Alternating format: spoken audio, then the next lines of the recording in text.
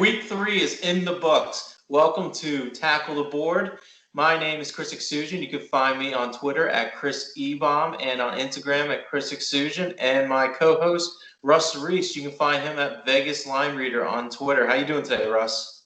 I'm good. Another good week. I had a feeling we were going to make everyone money again, and we did what we said. I went 3-2 last week, but 6-3 the last 2 weeks. And all my games basically been screwed. I had the Texans last week +5. They were in the game the whole time, and ended up going down 7 at the end of the game. And that was the biggest lead, and they basically lost that. I had the Cowboys, and they lost on that 2-point conversion on that personal foul. That was a killer. So, again, just going to have games where you're going to lose. Just make money, win the smart way. So, you also have been hot. You're 10-5 on the season. So, we just keep on rolling. Oh, yeah, and also we're 3-1 on the season as well when we agree on picks. So we'll see if we agree on some today. And, yeah, you're starting to heat up, Russ, these last 2 weeks. So it's giving good winners out for the people, and we're going to continue doing that today. And without further ado, let's get this party started. So we're going to go with a Thursday night. This is a game that I really like. It's the New York Football Jets now laying -2 against the Denver Broncos. I actually love this game. The Jets currently are 0-3 against the spread. They've been abysmal the whole season, getting blown out left and right. The line is real low for them. It was originally around +1. Now it's moved in favor of the Jets at -2. And I feel like this line first came out. This is a line that really favored them to cover the spread. They're 0-3, so a lot of people are going to bet against them, and especially being 0-3 against the spread, the odds of them are really being 0-4 against the spread is not too good, to be honest. I mean, the Jets are bad, but I don't think they could be that bad.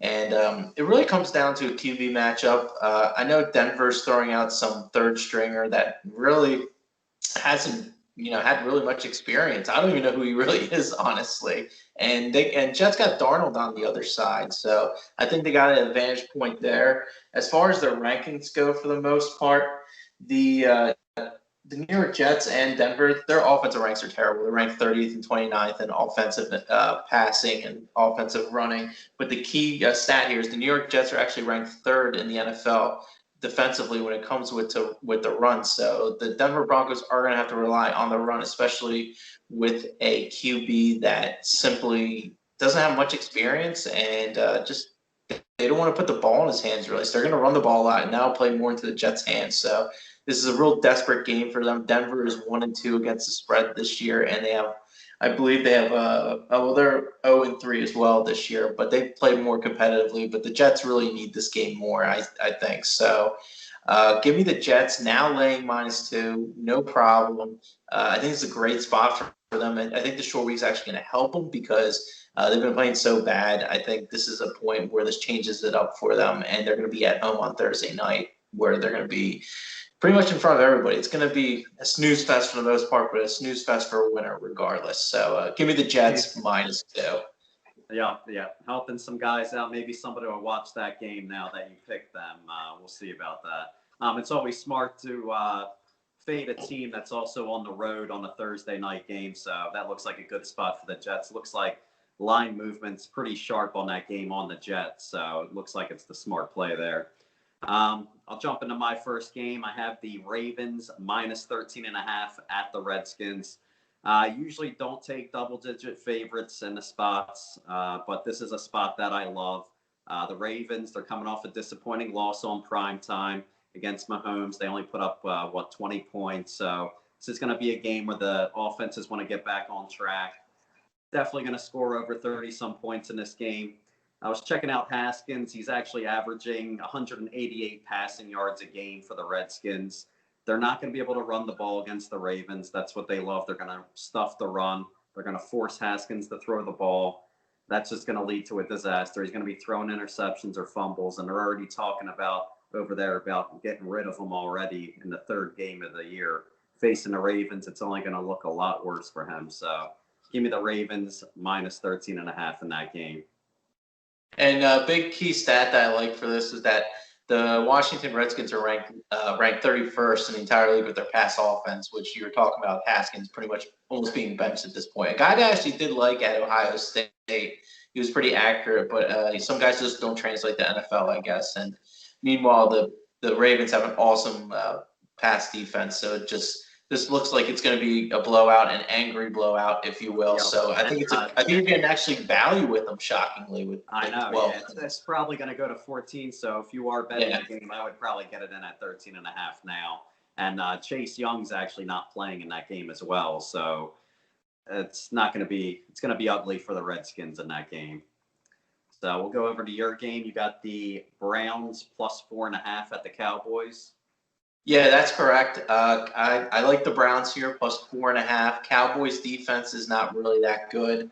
Currently, the Cowboys, they're ranked 24th in pass defense and ranked 15th in pass defense. I know how big and bullish you are on the Browns this year. They're actually ranked 10th in both pass and run defense, so they have a real solid defense this year, especially Myles Garrett. And I think they're going to be able to run the ball on them, to be honest with you. Their run defense is 15th, which isn't great. And I think Mayfield should have a really good showing as well. I think it's kind of a disrespectful line. It started at 5, I believe. Now it's down to 4.5. I'll be more than happy to take the 4.5. I think the Browns can win this game outright. I think it's the time for them to start getting turning a little bit, getting in the right directions. It's weird to kind of say with the Cleveland Browns team, but they have plenty of weapons with Beckham and Jarvis Landry, and of course Chubb is unbelievable. Probably maybe the best back in football. Honestly, he's killing it right now. So there's going to be less pressure on Baker Mayfield, and even if Cowboys do win this game, it's probably going to be a close game. So I think the 4.5 is safe. So give me the Browns 4.5. I think it'll be pretty much a rocking chair game at this point. So give me the Browns. That game should be a battle. I saw the Cowboys' next 4 games. They play a bunch of cupcakes. So even if they start 1-3, or even if they win that game, I could see them winning by a field goal or something. They're going to run off all these wins in the next 4 weeks for the Cowboys. And that defense is also banged up. The Browns should be able to run on them easily. So I'll jump into my next game. I have the Jaguars at Bengals -3. And I'm taking the Bengals -3 here. This is a situation where the Jaguars, these guys are a bottom feeder. Everyone's still excited about that win against the Colts. They're still holding on to that win, but you saw the real Jaguars last week against the Dolphins, who were actually missing their cornerback last week, and the Jaguars still couldn't do anything. I mean, they're missing Chark, but still the Jaguars couldn't do anything on offense. It was a short week, and they still couldn't put up points against the Dolphins. That's embarrassing. So this is a perfect spot. Burrow still hasn't gotten his first win, and the Bengals are improved. They still have their whole team. They're not getting bit with any injuries like last year. That's why they were terrible last year, because everybody was getting hurt. They have their full team this year. This seems like an easy winner. -3. Jaguars on the road at Bengals. Burrow's going to get his first win here. And the Bengals also lost last year 17-27. So this is actually a revenge game from last year. And as you can see, the Bengals got better and the Jaguars got worse. So I love that it's -3 here. I'll take the Bengals all day. Yeah, this is a game that I personally am avoiding. The Jags did look really bad, and the Bengals have looked pretty solid this year with Burrow. Burrow looks unbelievable. He's making great moves out of the pocket, throwing the ball, extending plays, running for first downs. It's pretty much doing everything you want for your quarterback. So I think he's definitely more of an upgrade than Minshew for the most part. And Mixon's been pretty solid. And this is a pretty decent Bengals team. I mean, for what it is, I mean, really zero expectations this year, but they do play tough. If I had to lean aside, I would take the Bengals at home. But for myself, I would personally just stay away from this game. Cool. So you got the next game, the Saints -4 at the Lions. Yeah, the Saints -4 at the Lions. This is a spot where the Saints lost on primetime against the Green Bay Packers. They were favored in this game. I believe you're getting value, especially with the Lions beating undefeated Cardinals team on the road in desperation style. I feel like you're getting value on both sides, fading the Lions and then taking the Saints. And I believe Michael Thomas is probably going to play this game, which will eat up the corners for the most part. Another weapon for Drew Brees out there. And just a little bit about both of these teams. New Orleans, they're ranked sixth in defensive run defense, pass defense 21st, and they're still ranked offensively, passing 9th and 16th on the run game. And meanwhile, Detroit, their defense is just terrible. On the run, they're ranked 29th. Kamara should just eat all day during this game. And their pass defense is 16th, which is just a little worse than average. So this is just a big mismatch in this game, and you're going to get a really angry Saints team. And Sean Payton is a guy that likes to run up the score. So give me the -4 now with the Saints. Well, and I actually have that game too as one of my picks. Again, the Saints coming off 2 straight losses, both as favorites, -4 at the Raiders and -3 versus the Packers. So it's not like they're losing to bad teams. They're just losing the decent and good teams. Missing Michael Thomas. He should be back this week, you were saying. We're not 100%, but I think he is going to play this week. It's just an overreaction. I'm seeing everyone's power rating. You know how they do the power rankings. They've dropped the Saints out of the top 10. They got them number 14, I saw, in one of these rankings. It was just terrible. You got a top 10 team. It's early in the season. You get the overreaction. And the Lions are also coming off a big win against the Cardinals. So you got a perfect spot where the Detroit Lions are on a high and then the Saints are down. So the Saints are definitely going to play much harder in this game. They should put up points easily. The defense has been giving up a lot of points, but you were saying that how the defensive statistics look good for the Saints, but they're just giving up points. So that's going to come back down to earth. They'll probably give low 20s in this game to the Lions. The Saints should easily put up over 28 points. And I saw a stat, actually, whenever the Saints score over 28 points in a game, they actually cover 70% of their games, which is pretty crazy. So I'm confident they're going to put up 28 points easily in this game and outscore the Lions. Give me the Saints as well. And we're 3-1 on our likes when we both like the game. So make sure you guys get on the Saints -4.5. Next game, you got the Cardinals -3.5 at the Panthers. Yeah, this is also the same kind of scenario. I'm pretty bullish on the Cardinals this year. They lost the game against the Lions that they were favored in. Now you're getting them at a minus. What do we have at 3.5? 3.5. Yeah. So we have them at -3.5 now against a Panthers team that just pulled off a win. And it's very important to know that the season totals, as Russ talked about before, is very important to consider when you're taking some of these teams. They already got a win already. A team with a really low season total, I believe it was at 5.5. Now they got one game that they won. The odds of them probably winning another game with this squad is very unlikely, I feel. Their defense is absolutely terrible. They're ranked 28th in pass and run defense, so they really can't do anything well on defense. That's a perfect formula, if you will, for the Cardinals, who rank 7th in running. And while they only rank 25th in passing, I feel like that's kind of skewed a little bit because Kyler Murray does run around a lot and everything, and he just got it adjusted with Hopkins, who's been doing pretty solid for him. And Isabella played real well in Kirk's place last week, so that was big. And Fitzgerald's still a nice little safety blanket for the most part.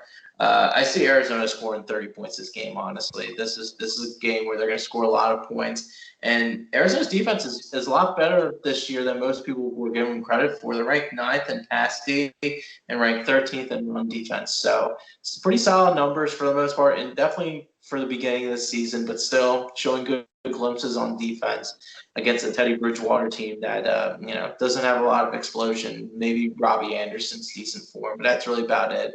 McCaffrey's still out, I believe. So give me the Cards -3.5. Yep, and this is going to be another game. Looks like it's going to be a good week. So this is another game that I agree with you, and I also like the Cardinals -3.5 versus the Panthers. Cardinals coming off a sloppy game. They just had a bad performance by Kyler Murray last week. He threw some interceptions. They had 3 turnovers in total, and the Lions actually had 0 turnovers. So they just barely lost that game, and having a difference of 3 turnovers in the game, Also going to the Panthers here. They won outright as a +6 underdog. They're a terrible team. They beat the Chargers just because they have a rookie quarterback in Herbert.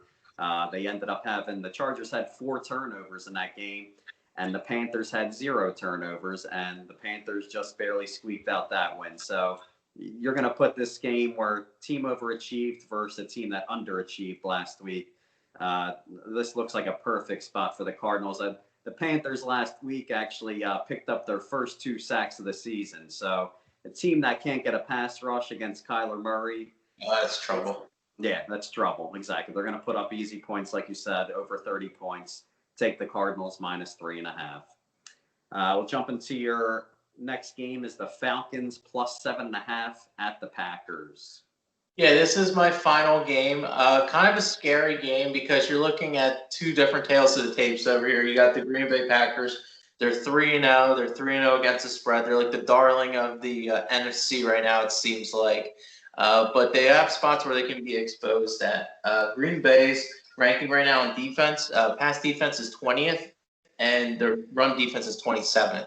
Not many people would realize these stats by these guys because they look so dominant, but this luckiness of winning these games, especially with having an over-under of 8.5 games, is going to come to a screeching halt at some point. It's going to be at this point, I believe. And a lot of people will probably want to play the Packers for the most part this game. I love the Falcons in this spot, getting a touchdown and a half.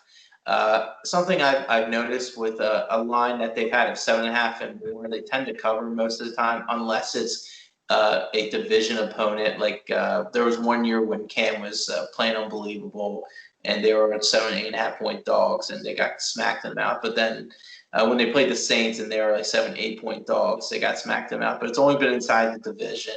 But outside of that, they've covered the games or won them outright. And they've been talked down a lot, and rightfully so, just because of how bad they've played. Mm-hmm. And there's a chance Julio Jones does play this game, which does help, of course. I still would play 7.5 without him for the most part. But their offense is explosive. They've been pretty much been shit on by the media constantly all year. Now they're going to be on prime time on Monday night with a Rodgers team that feels really comfortable. This 7.5 would be great with a backdoor cover as well, especially with Matty Ice. So give me the 7.5. Atlanta is also ranked 17th with passing, and their defense and their run defense is ranked 17th. So they do have a better defense than the Packers. So give me the 7.5. I actually think they could actually win this game outright, which is kind of crazy. But if you're feeling froggy, you want to leave, take the money line. I'm taking the 7.5. I think they're live dogs for sure, even with this big line because there's huge public perception. So give me the Falcons 7.5. I love it. We're both in agreement again. I have the Falcons +7.5. And again, you said everyone's blowing this team out of proportion. They played the Seahawks. That game actually was closer than what they ended up losing by double digits, but the Falcons didn't convert on a 4th down. The Seahawks ended up converting on like a 4th and 5 and threw a touchdown on that 4th and 5. It was just a huge swing in that game. Falcons had a big lead against the Cowboys. That's a good team. I mean, I'm not putting them in elite, but that's a top-tier team that I have at the Cowboys. And they blew another game to the Bears. They're just blowing games. The public's just getting sick of them. No one wants to touch them. They're 0-3. They're facing a 3-0 team. Everyone sees Rodgers. Matt Ryan, he's actually playing well still. He's got 7 touchdowns, 2 interceptions. It's not like a terrible team. We have like Carson Wentz or something that's throwing interceptions. You got a team that's still putting up points and can keep up with the Packers. Julio Jones didn't play last week, and they still had the lead against the Bears. Again, they're just blowing games. The Packers, they beat the Vikings, the Lions, and then they beat the Saints, who were out without Michael Thomas last week. They were amped up for that game. It was a big win for the Packers. So motivation-wise, I don't see the Packers being too excited about this game, 3-0 versus an 0-3 team. I see the Falcons definitely motivated for this game. They want to get their first win, and you don't see teams just bust out 4-0, especially the Packers. They're not even playing defense right now. It's not like they're elite like the Ravens last year, just blowing teams out, playing defense and putting up a ton of points. The Packers defense is allowing 28 points per game. I am not trusting a 7.5 point favorite who's allowing 28 points per game, and that's two of those games are what against the Vikings and the Lions. I'm sorry, I'm definitely taking the Falcons on that plus 7.5. It seems like easy money, and everyone is going to be betting on the Packers, and I love that. So I actually had one more game that I wanted to talk about. I have the Vikings plus 3.5 at the Texans. That's my last game. I never trust the Texans as a favorite. I'm down on these guys all year. Somehow I got sucked into them last week. I usually don't like getting sucked into teams like that, like the Texans, but it just seemed like a great spot. And of course, what did they do? They screwed me in the end of the game. That's what bad teams do. So I'll be avoiding them for the rest of the season. Vikings rushing offense is averaging 6 yards a carry, and the Texans rushing defense is averaging their defense is averaging 5.2 yards a carry. So I love finding a weakness in a favorite right there. So the Vikings can take advantage of that, and I'm getting plus 3.5. I'll take those points all day. Give me the Vikings. All right, that sounds good. I believe the Vikings actually lead the league in yards per carry with 6, so that leads the entire league. So that's a very good stat to have. And also about the Falcons and Green Bay, which I love as well. Green Bay, while they're 3-0, they're also 3-0 against the spread. And the Falcons, when they should have been 1-2, they are 0-3. But guess what? They're 0-3 against the spread. So you have a team that's 0-3 against the spread and one that's 3-0 against the spread. I like the odds of that 0-3 team covering that game, and I still think they can win this game. So that's very important. So there's actually another game that I was looking at the board. I decided to pull the trigger on, but I actually really like the Raiders this week. They're getting 3 points now. I think this is the spot where there's a live dog right here. Buffalo has been on fire. I believe they're 2-1 against the spread, and they're 2-1 against the spread. And they've been looking amazing. Josh Allen's been unbelievable. He's had so many touchdowns, barely any picks. But the Raiders, they're a pretty good team. They're not bad at all. And they did beat the Saints this year at home with the 3.5. We started at 2.5. Now the money steamed up a little bit for the Bills, like I expected it would. If you can catch that game at 3.5, I think that's a very good spot as well. Also with the Eagles, they are getting 7 points now. That's the same kind of scenario. Also, they're 0-3 against the spread, but my only concern is the injuries.